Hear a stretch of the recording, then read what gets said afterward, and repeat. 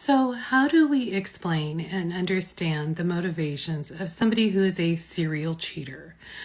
And that is a really great question. I don't know as much about Tristan Thompson and his story as I would like to, but I can tell you that in my practice with the people who are serial cheaters, they are different from the people who have a one-off or two-off affair.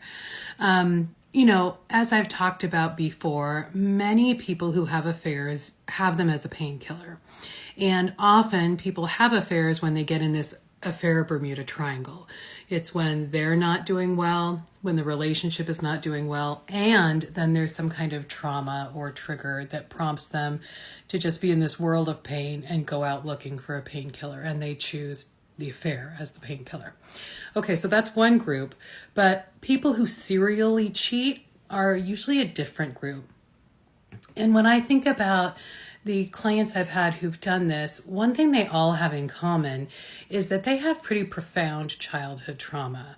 Thinking about them, they were very emotionally neglected as kids. The two that I'm thinking of most had very absent mothers and no father, and basically they were kind of left alone to take care of themselves. One of the gentlemen that I'm thinking of was, gambling and drinking and doing drugs by the time he was 10. And then, there were more abusive things that happened to him. And so he ultimately learned the only way that he could feel good was to find somebody that he could hook up with. And then he'd feel good for a little while, and then that would fade, and he'd need to go find the next person he could hook up with. So I don't know if Tristan Thompson is at all like that, but he may be using intimacy and the thrill of the chase and the adrenaline that he gets from that as a way to regulate his nervous system, basically as a way to make him feel good because he's lacking the, internal structures to do that.